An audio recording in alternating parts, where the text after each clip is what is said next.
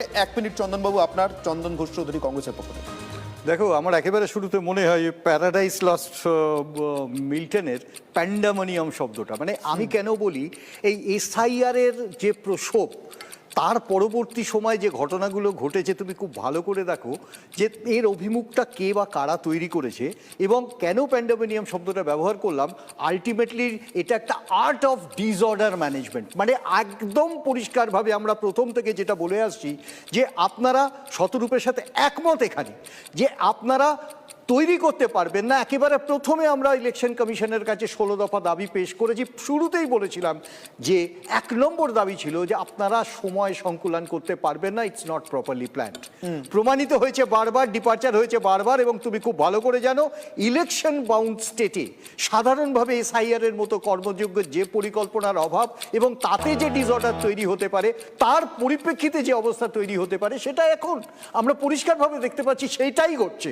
এখন প্রশ্নটা হচ্ছে এই ঘোলা জলটা তৈরি করে দেওয়ার পরে কে মাছ ধরছে এটা নিয়ে তো কোনো সন্দেহ নেই। আমি বিশেষভাবে এখানে বলি এনআইএর বিরুদ্ধে কেউ যাবে না, জাতীয় স্বার্থের বিরুদ্ধে কেউ যাবে না, কিন্তু একটা কথা তো পরিষ্কার, এনআইএ তুমি বলো তো কতগুলো তদন্ত এই পশ্চিমবাংলায় করেছে এবং কতগুলো তদন্তের রিপোর্ট সারফেস করেছে ভেরি ক্লিয়ারলি। সেকেন্ড থিং হচ্ছে আজকে এমআইএম এর কথা বলছো, তুমি বিহার নির্বাচনে এমআইএম এর ভূমিকা দেখলে বুঝতে পারবে কার পক্ষ নিয়েছিল। আমি শুধু এই কথাটা বিশেষভাবে বললাম যে ভোটের ক্ষেত্রে কিছু খেয়ে নেওয়ার যেসব দলগুলো আছে, ভোট খাওয়ার যে দলগুলো আছে, তাদের মধ্যে এমআইএম এবং সেই এমআইএমকে প্রজেক্ট বা বীজ বপন কারা করে বিহার নির্বাচন একবার দেখে নাও সীমাঞ্চলে, তাহলে তুমি বুঝে যাবে। আর পশ্চিমবঙ্গের দিকে চলে যাচ্ছে প্লিজ জাতীয় স্বার্থে ফিরে আসুন। এরপরে এই জাতীয় স্বার্থ নিয়ে কারা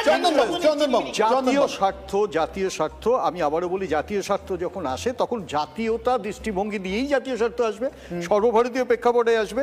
আমি খুব স্বাভাবিকভাবে বলি, তুমি যে এক্সাম্পলটা এই সার্জিলের প্রসঙ্গটা আনলে, তুমি খুব ভালো করে জানো এই সার্জিলের প্রসঙ্গে যে প্রসঙ্গটা আসছে প্রত্যেকটা মানুষই প্রতিবাদ করবে, ঠিক যেভাবে পাহেলগাঁও থেকে পুলওয়ামার প্রতিবাদটা করবে।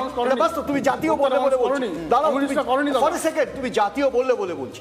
এবার আমি তোমাকে দ্বিতীয় প্রসঙ্গে আসি, সেটা হচ্ছে আচ্ছা আমরা এটা অস্বীকার করতে পারি কি 2011 থেকে ক্ষমতায় আসার পর বিজেপি যদি শক্তি হয়ে থাকে, সে শক্তি তো 2019-এর পর মূলত আমরা দেখতে পাইনি কি যে কাদের হাতে প্রত্যেকটা জায়গাতে ক্যাটালিস্টের দায়িত্ব তুলে দিয়েছেন এই মমতা ব্যানার্জি সরকার। তোমাকে একটা এক্সাম্পল করি, অদিতা যেটা বললেন বেলডাঙ্গা, আমি বলি শামসেরগঞ্জ, আমি বলি তার সাথে যে অধীরদাকে হারাবার চক্রান্ত যারা করেছেন তাদের মুখটা দেখালে এবার জিতবেন অধীরদা, শুধু মুখটা প্রচার করতে হবে না, এইরকম একটি পরিবেশ তৈরি করেছেন কারা?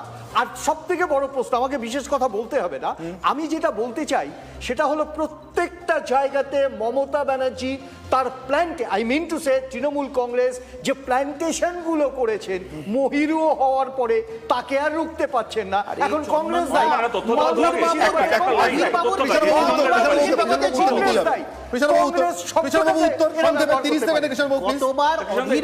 নিজের কেন্দ্রে যেখানে এখন উনি বিধানসভার প্রার্থী, সেখানে গতবার উনার ভোট ট্রান্সফার হয়েছিল বিজেপিতে, বিজেপির ওখানে বিধায়ক জিতেছিল। এখন তারা দেবে নেবে কি করবে তাদের ব্যাপার। আমরা তো গতবার জিতিনি, এটা বলো অধীর চৌধুরীর মতো মানুষ আমরা জিতেছি। আজকে সারা হাত তুলেছেন।